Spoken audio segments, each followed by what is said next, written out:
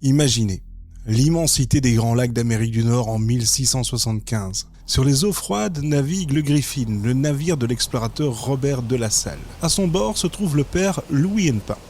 Ce missionnaire est le tout premier Belge à poser le regard sur les rivages sauvages du Wisconsin. Pendant près de 200 ans, aucun autre de ses compatriotes ne foulera ces terres. La forêt reprendra ses droits, gardant jalousement ses secrets. Jusqu'à ce qu'un peuple affamé et désespéré ne décide de traverser l'océan pour venir la conquérir. Voici l'épopée ultime, tragique et glorieuse des Wallons du Wisconsin. Une histoire d'Eldorado promis, de sueur, de miracles et de briques rouges. Bienvenue dans les histoires de Papa Mika. Nous sommes en 1853 dans les provinces du Brabant et de Namur en Belgique. Le mildiou ravage les champs de pommes de terre. L'industrie locale décline, la terre est morcelée et la faim tenaille les ventres. C'est alors que parvient une incroyable nouvelle. Le gouvernement américain vend des terres fertiles dans le Wisconsin pour la somme dérisoire de 1,25 $ l'acre. 10 modestes familles d'agriculteurs décident de tout vendre. Guidés par le père Dams, un prêtre francophone, ils s'enfoncent à une quinzaine de kilomètres au nord-est de Green Bay. Ils y découvrent une forêt primitive d'une densité effrayante. C'est là qu'ils fondent leur première colonie, baptisée fièrement aux premiers Belges. Ces pionniers ouvrent la voie à une vague migratoire massive. On estime que 10 000 Wallons les rejoindront dans la décennie précédant la guerre de sécession. Bien que le chiffre de 15 000 soit aussi fréquemment cité par les historiens. L'Eldorado n'est qu'une illusion de papier et pour survivre, il faut se battre contre les arbres. Les familles défrichent à la hache, bâtissent des abris de fortune en rondins et marchent des dizaines de kilomètres à travers des bois pour ramener de lourds sacs de farine depuis des moulins. Dans cette agonie, une aide inattendue surgit. Le gouvernement américain avait forcé les tribus indiennes locales à se déplacer bien avant l'arrivée des Belges. Pourtant, quelques familles amérindiennes étaient restées. C'est une magnifique histoire de solidarité. Ces quelques natifs prennent les Wallons sous leur aile. Ils leur apprennent à entailler les arbres pour le sirop d'érable, à chasser, à fumer la viande pour l'hiver et à tanner les peaux. En 1958, après des années d'un labeur éreintant et de dos brisés, les pionniers décident qu'il est temps de célébrer et de s'amuser. Le village de Rosières va donc organiser la première kermesse. Après une messe d'action de grâce, la musique bat son plein durant 3 jours, on y joue aux cartes et on y déguste la nourriture du pays, le boya, la tradition est née. Si cette plongée vertigineuse dans l'histoire de nos ancêtres vous captive, prenez une seconde pour liker cet épisode et vous abonner au podcast sur votre plateforme d'écoute préférée. C'est le meilleur moyen de me soutenir et surtout, ça me fait super plaisir. N'hésitez pas également à me rejoindre sur la page Facebook Les Histoires de Papa Mika. Je vous y attends avec impatience. Reprenons le cours de cet épisode. L'année 1859 marque un tournant spirituel majeur. Une jeune immigrée belge, Adèle Brice, affirme avoir vu la Vierge Marie. Une chapelle est alors érigée à Champion. Autrefois connu sous le nom de Notre-Dame de Bon Secours, le site a été rebaptisé The National Shrine of Our Lady of Champion lorsque l'Église catholique a enfin officiellement reconnu l'apparition en 2010. C'est le seul site du genre d'ailleurs aux États-Unis. Et le détail fascinant que les locaux adorent rappeler, c'est que la Vierge s'est adressée à Adèle en wallon. Mais le fracas des armes vient briser cette ferveur. En 1861, la guerre de sécession éclate.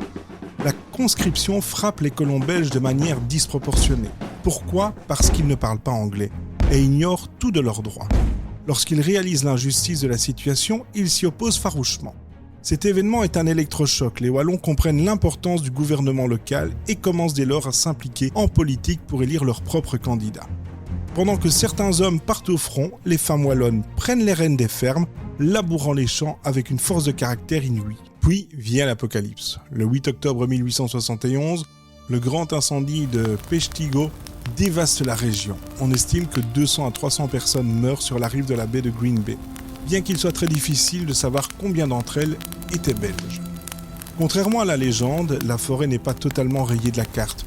De vastes portions brûlent, mais beaucoup d'arbres survivent ou repoussent. L'ingéniosité wallonne se révèle alors. Les pionniers utilisent les immenses troncs d'arbres carbonisés pour construire. Aujourd'hui encore, on retrouve ce bois brûlé dans des granges historiques et même dans la structure de l'ancienne église qui abrite aujourd'hui le Belgian Heritage Center. L'économie, elle, ne devient pas purement agricole du jour au lendemain. L'exploitation forestière et les scieries restent vitales pendant des années, même si le feu a grandement accéléré la transition vers l'agriculture. C'est à cette époque que naît l'architecture locale distinctive. Des maisons à 2 étages, en briques ou en dolomite, avec leur fameux oculus, un œil de bœuf sous le toit.